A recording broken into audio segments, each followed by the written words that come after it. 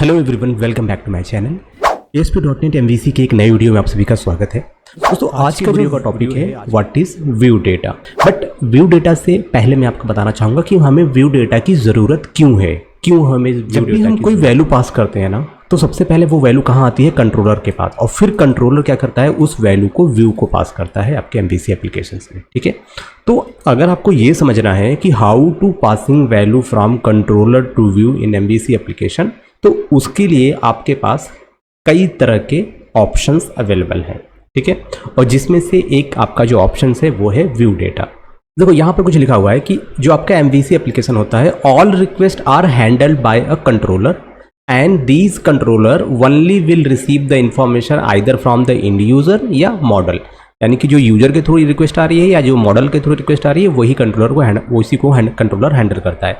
And these value should be sent to the view for displaying the data, और controller से होता हुआ वो जो वैल्यू आएगी जो भी रिक्वेस्ट में, वो वैल्यू व्यू को दिया जाएगा ताकि वो यूजर को डिस्प्ले कर सके। ठीक है, डेटा या व्यू जो भी कुछ हो। ठीक है, टू पास दीज वैल्यू ना from controller action method to a view we are provided with various options. अब इसमें वे वैल्यू पास करने के क्या क्या ऑप्शंस अवेलेबल हैं, अगर आप यहाँ पे देखो तो पहला ऑप्शन है आपका व्यू डेटा। आप व्यू डेटा के थ्रू वैल्यू पास कर सकते हैं। दूसरा जो तरीका है वो क्या, व्यू बैग। आप इसकी हेल्प से भी डेटा ट्रांसफ़र कर सकते हैं कंट्रोलर टू व्यू। एक तरीका है आपका टेम्प डेटा, इसके थ्रू भी आप वैल्यू पास कर सकते हैं। फिर नंबर 4 है आपका सेशन, इसके थ्रू भी आप क्या कर सकते हैं, वैल्यू पास कर सकते हैं। फिर नंबर 5 है एनोमिनस टाइप, आप इसके थ्रू भी डेटा वैल्यू पास कर सकते हैं या फिर डेटा पास कर सकते हैं कंट्रोलर से व्यू की तरफ। और लास्ट वन है स्ट्रांगली टाइप मॉडल ऑब्जेक्ट, आप इसके थ्रू भी क्या कर सकते हैं, जो वैल्यू है वो पास कर सकते हैं कंट्रोलर से व्यू की तरफ। राइट, तो इतने सारे ऑप्शंस हैं आपके पास MVC में, और इनमें से किसी भी ऑप्शंस की हेल्प से आप क्या कर सकते हो, डेटा को व्यू से कंट्रोलर की तरफ आप ट्रांसफर कर सकते हो। अब अगले पॉइंट पे चलते हैं। अगला पॉइंट कहता है कि यहाँ पर आप हमें एक एप्लीकेशन डेवलप करना है, और उस एप्लीकेशन में हम एग्जाम्पल के थ्रू समझेंगे कि कैसे हम इस पे काम करेंगे। तो सबसे पहले हमारा जो एप्लीकेशन होगा, मान लो उसका नाम MVC डेटा ट्रांसफ़र ये है। तो अब हम क्या करते हैं, एक नया प्रोजेक्ट हम क्रिएट करते हैं। सिंपली न्यू प्रोजेक्ट पे आ जाइए। अब जो हमारा प्रोजेक्ट है वो क्या होगा, .NET प्रोजेक्ट होगा। सिंपली यहाँ पर ये सेलेक्ट किया, रिसेंटली हमने क्रिएट किया था, और जस्ट मिनट, उसके बाद आपको यहाँ पर नेक्स्ट पे क्लिक करना है। फिर यहाँ पर आपको देना है अपने प्रोजेक्ट का नाम। तो मान लो मेरे प्रोजेक्ट का नाम क्या होगा, MVC डेटा ट्रांसफ़र। और यहाँ से पाथ में सेलेक्ट कर लेता हूँ। मेरे पास एक पाथ है जिसमें कि ये D ड्राइव में MVC नाम का एक फोल्डर बना रखा है। सारे MVC के जो प्रोजेक्ट हैं वो वहीं पर सेव हो रहे हैं। तो इसको मैं क्रिएट कर लेता हूँ। अब यहाँ पर आपको एम्प्टी सेलेक्ट करना है, यहाँ से आपको MVC सेलेक्ट करना है, और यहाँ से आपको इस कॉन्फ़िगर फॉर HTTP को इसको क्या करना है, अनचेक करना है, और फिर यहाँ पर आपको क्रिएट पे क्लिक करना है। अब आपका नया प्रोजेक्ट क्रिएट हो चुका है। उसके बाद आपको क्या करना है, आपको आना है app_start फोल्डर के अंदर। इसमें आपको मिलेगा राउट कॉन्फ़िग फाइल मिल जाएगा, इसको ओपन करना है आपको। और यहाँ पर आओगे आपको मिलेगा URL। तो URL में आके आपको यहाँ पे मॉडिफाई करना है। सिंपली यहाँ पर आपको लगाना है स्लैश, और यहाँ पे 2 पैरामीटर हमें और बनाने हैं। एक हो जाएगा आपका नेम, और एक दूसरा हो जाएगा आपका प्राइस करके, आपको ये बनाने हैं। इसके बाद हम यहाँ पर आएंगे डिफ़ॉल्ट में, और यहाँ पर भी हमें क्या करने हैं, 2 नए पैरामीटर इसमें ऐड करने हैं। तो यहाँ पर क्या करेंगे, हमें लगाएंगे कॉमा के बाद लिखेंगे नेम इक्वल टू, फिर आपको ये वाला नेम पास कर देना है, ताकि जो यहाँ पे URL में नेम पास किया है, जब इसकी वैल्यू आए तो ये इसको हैंडल कर ले। फिर वैसे ही प्राइस का हम करेंगे, यहाँ पे कॉमा दे दो, और यहाँ पर प्राइस। तो ये हमने सेट कर लिया कि जब भी हमारा रिक्वेस्ट आएगा तो हमें क्या पास करना है, ID पास करना है, नेम पास करना है, प्राइस, ये 3 चीज़ें हमें पास करनी है URL में। ठीक है, जब उनको हम पास करेंगे तो यहाँ पर भी हमें ये URL में अपडेट करना है आपको, और ये डिफ़ॉल्ट वाले में भी आपको अपडेट करना है। राइट, तो ये वैसे तो ऑप्शनल है, अगर आप पास नहीं भी करोगे तो कोई इशू नहीं, बट अगर आप करते हो तो उस केस में क्या करना है, तो उसके लिए हमने इसको डिफाइन कर दिया है यहाँ पे। यहाँ तक तो बात हो गई कि कैसे हम प्रोजेक्ट को क्रिएट करेंगे और क्या क्या मॉडिफिकेशन करना है। अब एग्जैक्टली हम बात करते हैं व्यू के बारे में। ठीक है, व्यू क्या है, बेसिकली मैंने क्या बोला, व्यू के अंदर आप क्या कर सकते हो, डेटा स्टोर कर सकते हो, और फिर उस डेटा को आप कंट्रोलर से व्यू की तरफ ट्रांसफर कर सकते हो। एक एग्जांपल है, तो जैसे अगर आपने सेशन ऑब्जेक्ट आपने देखा हो, तो सेशन ऑब्जेक्ट में क्या होता था, हम कोई भी रिकॉर्ड उसमें हम स्टोर कर सकते हैं, और जिस भी पेज पे चाहते हैं हम उसको एक्सेस कर लेते थे ASP.NET में। ठीक है, तो इसी तरीके से अब हम व्यू डेटा की बात करें तो व्यू डेटा क्या है, view data is a property जो डिफाइन है अंडर क्लास। उस क्लास का नाम क्या है, कंट्रोलर बेस क्लास। ठीक है, which is the parent class for all our controller. तो जितने भी कंट्रोलर हैं उनका जो पेरेंट क्लास है उसका नाम क्या है, controller base class. So we can directly use it in our controller class. तो इसको हम डायरेक्टली अपने किसको, व्यू डेटा को हम अपने कंट्रोलर में डायरेक्टली यूज कर सकते हैं। क्यों कर सकते हैं? क्योंकि ये एक तरह की प्रॉपर्टी है जो डिफाइन है आपके कंट्रोलर बेस क्लास में, ठीक है।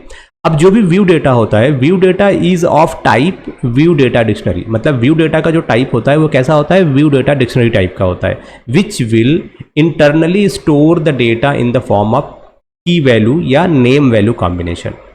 तो जो आपका व्यू डेटा होता है उसका जो टाइप होता है वो कैसा होता है? व्यू डेटा डिक्शनरी टाइप का होता है। और इसी वजह से हम इसमें क्या कर सकते हैं? वैल्यू स्टोर कर सकते हैं। और जो वैल्यू स्टोर करने का जो तरीका होता है वो क्या होता है? की वैल्यू पेयर या की नेम वैल्यू कॉम्बिनेशन। तो अच्छा, इससे आप क्या समझते हो? नेम वैल्यू कॉम्बिनेशन से देखो, जैसे कि सपोज करो, मान लो आप लिखते हो ना HTML में, आपको आपके पास एट्रीब्यूट मान लो कलर, तो आप क्या लिखते हो? आपने लिखा आपने लिखा यहाँ पे कलर। तो कलर क्या है? कलर आपका की हो गया। अब इस कलर की वैल्यू क्या है? तो आपने इक्वल टू लगाया, डबल कोटेशन में मान लीजिए इसकी वैल्यू क्या है? रेड। ये तो ये क्या हो गया? कलर इज योर की और इस की वैल्यू क्या है? Red, right. तो वही वो कह रहा है कि यहाँ पे की वैल्यू पेयर हम इस तरीके से पास करते हैं, जो भी हमें पास करना है। ओके, तो इसको हम सेव कर लेते हैं। So value that are store in the view data, जो भी वैल्यू हम व्यू डेटा में स्टोर करते हैं, will internally B store in view data dictionary. मतलब जो हमने व्यू डेटा में वैल्यू स्टोर किया है वो इंटरनली तौर पे कहाँ पर स्टोर होता है? व्यू डेटा डिक्शनरी में स्टोर होता है। और फिर यहीं से उस वैल्यू को जब भी हमें एक्सेस करना होगा हम कर लेंगे। अच्छा, अब जरा ध्यान से देखना कि हमें व्यू डेटा में कैसे स्टोर करना है, रिकॉर्ड डेटा में कैसे स्टोर करना है, ठीक है। वैल्यू जो है वो कैसे स्टोर करना है व्यू डेटा में। सिंपली आपको क्या लिखना है? आपको पहले लिखना है व्यू डेटा। ये एक तरह का सेंटेक्स समझो आप, क्या है ये? View data. उसके बाद जो भी वैल्यू आप चाहते हो, जो भी आप बनाना चाहते हो की, तो की जब भी बनाओगे तो डबल कोटेशन में रहेगा आपका की, ठीक है। फिर इक्वल टू के बाद आपका जो भी वैल्यू होगा वो वैल्यू आप यहाँ पे दे दो। सपोज जैसे मैंने क्रिएट किया व्यू डेटा, इसका नाम दिया नेम, और नेम की वैल्यू क्या है? कोडर। तो ये क्या बना दिया मैंने? ये बना दिया मैंने एक व्यू। यहाँ पर आप देखो, ठीक है, ये हमारा एक व्यू तैयार है। व्यू का नाम क्या है? व्यू डेटा नेम, और इसकी वैल्यू क्या है? कोडर। अच्छा, अब हमने ये कोडर जो नेम है ये तो हमने इस व्यू डेटा में स्टोर कर दिया, पर अब मुझे जरूरत आ गई कि इस वैल्यू को एक्सेस करना है। How to access data from view data. तो अब एक्सेसिंग का क्या तरीका है? जब भी आपको एक्सेसिंग करना है तो आप क्या लिखोगे? सबसे पहले तो मान लो आपको कोई ना कोई वेरिएबल तो चाहिए ना जहाँ पे आप उस वैल्यू को रखोगे या प्रिंट करोगे। तो मान लो मैं एक स्ट्रिंग टाइप का वेरिएबल बनाता हूँ, ठीक है। स्ट्रिंग, इसका नाम हो गया नेम।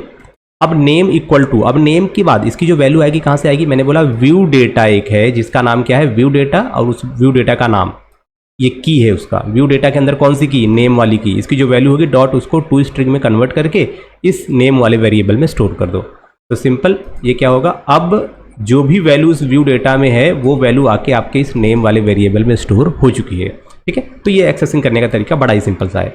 अब नाउ अगले पॉइंट पे चलते हैं। अब हमें क्या करना है? अब इसी चीज़ को हमें टेस्ट करना है, तो उसके लिए एग्जांपल हम करेंगे। तो सबसे पहले ना हमें एक कंट्रोलर ऐड करना पड़ेगा जिसका नाम क्या होगा? Home controller. तो सिंपली आप अपने एप्लीकेशंस में आ जाओ, कंट्रोलर वाले फोल्डर में आ जाओ, राइट क्लिक करो और यहाँ पे चलेंगे हम ऐड पे। ऐड के बाद सिंपली कंट्रोलर पे आ जाते हैं।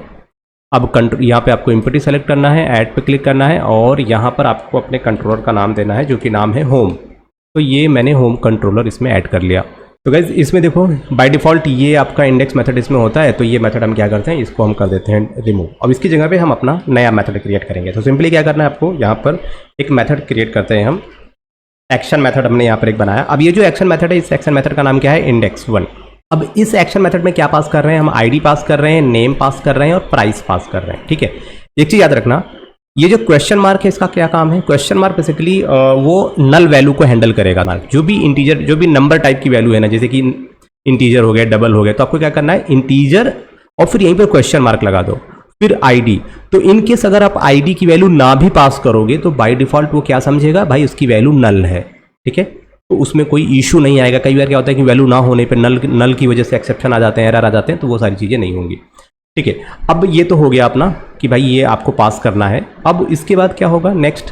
ठीक है, अब हमने क्या बोला कि जो डेटा स्टोर होगा व्यू डेटा में, तो क्या करेंगे? अब यहाँ से हम क्या करेंगे? जो भी आईडी की वैल्यू आ रही है ना, इस एक्शन मेथड में जो आईडी की वैल्यू आएगी, उस आईडी की वैल्यू को हम क्या करेंगे? इस व्यू डेटा के अंदर स्टोर कर देंगे।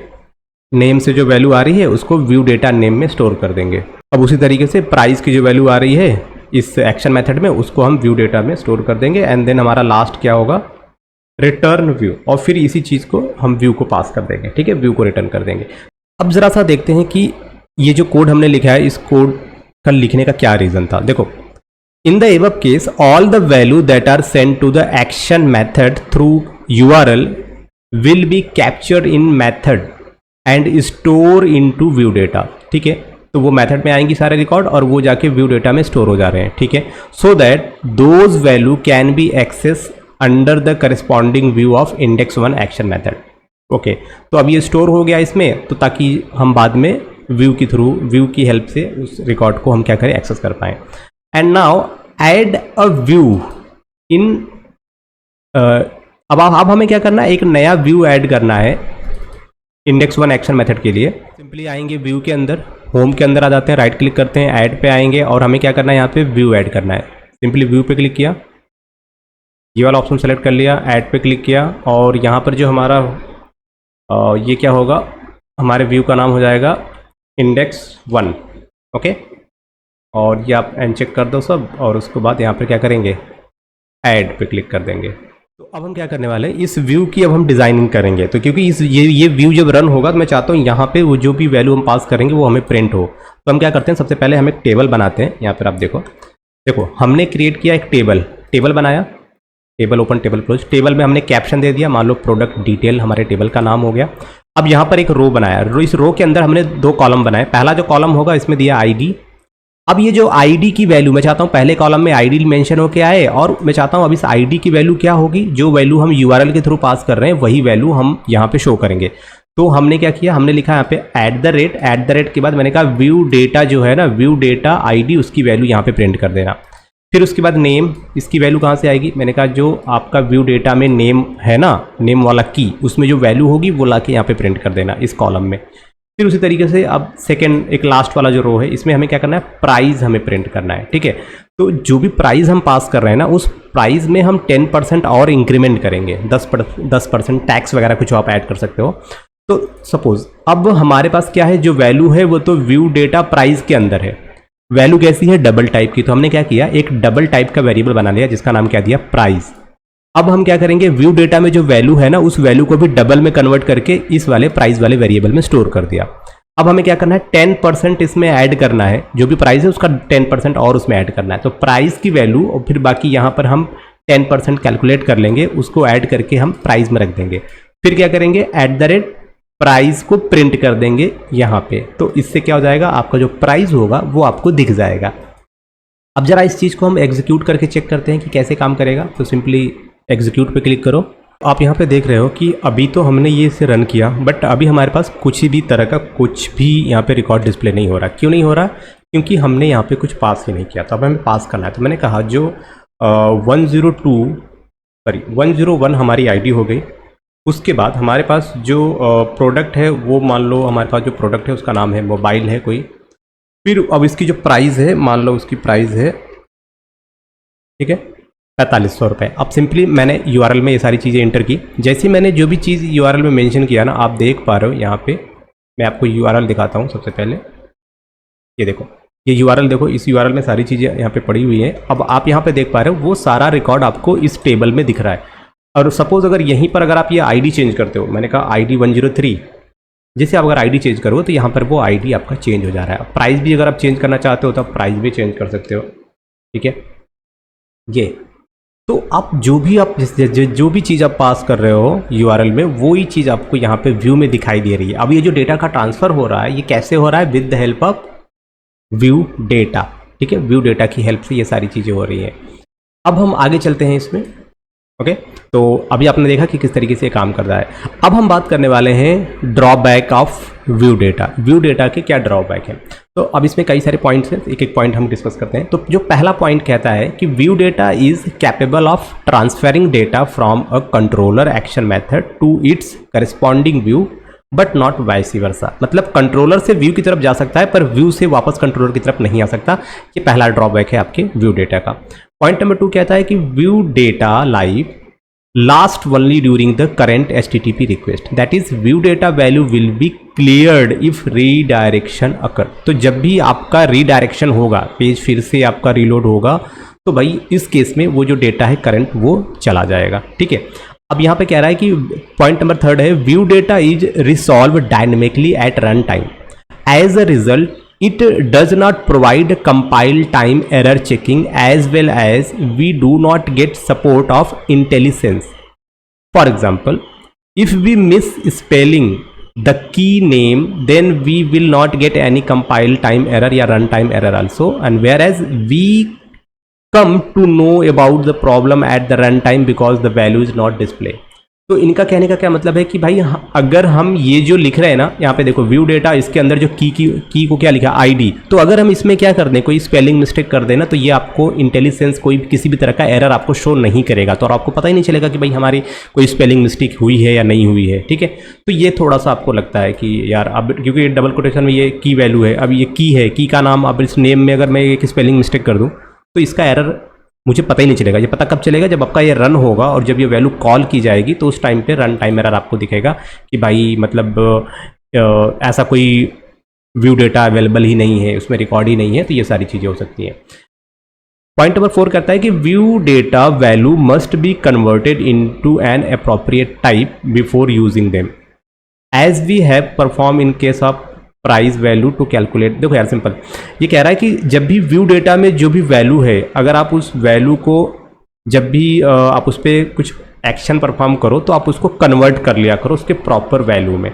ठीक है, उसके प्रॉपर टाइप में। जैसे कि सपोज हमने यहाँ पे किया ना, हमने क्या किया, प्राइस क्या है, डबल है, अब डबल में हमें 10% का और इंक्रीमेंट उसमें ऐड करना है, तो उसके लिए क्या करना पड़ेगा, आपको डायरेक्टली आप इस व्यू डेटा पे काम नहीं कर सकते, आपको क्या करना पड़ेगा, उसको उसके ओरिजिनल फॉर्मेट में ले आना पड़ेगा। जैसे कि अब डबल में वैल्यू थी तो डबल में आपको कैलकुलेशन करना है सब कुछ, तो आपको क्या करना पड़ेगा, उसको डबल में कन्वर्ट करके ले आना पड़ेगा, फिर आप उस पर जो भी काम करना चाहते हो, जो भी एक्शन ऑपरेशन परफॉर्म करना चाहते हो वो कर सकते हो। तो कन्वर्जन आपको करना पड़ेगा।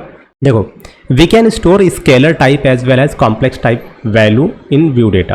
जब भी आप एक्सेस करना चाहते हो व्यू डेटा की वैल्यू को ना, तो हमें क्या करना पड़ेगा, एक्सप्लिसिटली कन्वर्ट करना पड़ेगा उस जो भी डेटा होगा उसको उसके ओरिजिनल टाइप में। ठीक है, और तब हम उस पर कुछ ऑपरेशन परफॉर्म कर पाएंगे।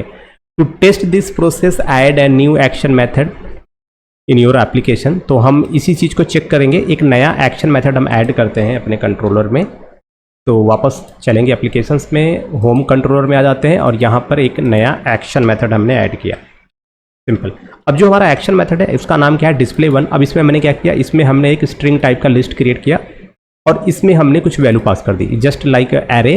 ठीक है, इसमें हमने कुछ कलर्स यहाँ पे दे दिए हैं, यहाँ पे देखो कई सारे कलर्स हैं। ठीक है, फिर हमने क्या बोला यहाँ पे, अब व्यू डेटा, अब जो भी वैल्यू है इस कलर की ना, इसकी वैल्यू को हमने इस व्यू डेटा में स्टोर कर दिया। मतलब अब ये जो सारी कलर हैं ये अब इस व्यू डेटा में आ गए और फिर ये क्या करेगा, रिटर्न कर देगा व्यू को। तो अब मुझे क्या करना है, अब मुझे क्या करना है कि बनाना है इसका एक व्यू। तो सिंपली होम पे आते हैं, राइट क्लिक करेंगे, अब ऐड पे चलेंगे, अब हमें बनाना है एक व्यू। तो ये ऐड पे आ गए और यहाँ से जो हमारा व्यू होगा इसका नाम क्या होगा, डिस्प्ले 1, और ये मैंने इसको ऐड कर लिया। ठीक है, हमारा ये तैयार हो चुका है। अब इसकी डिजाइनिंग करते हैं। अब मुझे यहाँ पे क्या करना है, वो जो कलर हैं वो सारे कलर हमें यहाँ पे प्रिंट करने हैं एक एक करके। तो यहाँ पर सिंपली हम क्या करते हैं, एक हमने ऑर्डर लिस्ट क्रिएट किया। अब इस ऑर्डर लिस्ट में हमने क्या किया कि हमें इस वाले लिस्ट से सारी वैल्यू लेके आनी है, तो हमने लगाया फॉर ईच लूप, यहाँ पे क्रिएट किया string colour in list string view data. जो भी है आपका इसमें जो भी वैल्यू है वो क्या करेंगे, एक एक वैल्यू आएगी और इससे लिस्ट यहाँ पे क्रिएट होता रहेगा उसका। ठीक है, ये सारी चीज़ें हो गई। अब हम क्या करेंगे, इस चीज़ को हम रन करते हैं। तो गाइस आप यहाँ पे देख पा रहे हो, हमने क्या किया, जो भी कलर थे उस सारे कलर्स को हमने यहाँ पे प्रिंट कर लिया। ठीक है, और यहाँ पे प्रिंट करने से पहले उसको हमने एक अप्रोप्रिएट टाइप में हमने कन्वर्ट किया। ठीक है, जब भी अगर हम यहाँ पर देखो ये व्यू डेटा है, इसमें से हम जब लेके आ रहे थे तो यहाँ पे टाइप कास्ट किया स्ट्रिंग टाइप में, और फिर हमने क्या किया, उस चीज़ को एक एक करके यहाँ पे प्रिंट कर दिया। तो इस तरीके से आप व्यू डेटा को यूज कर सकते हो अपने MVC एप्लीकेशंस में। तो दोस्तों इस वीडियो में बस इतना ही।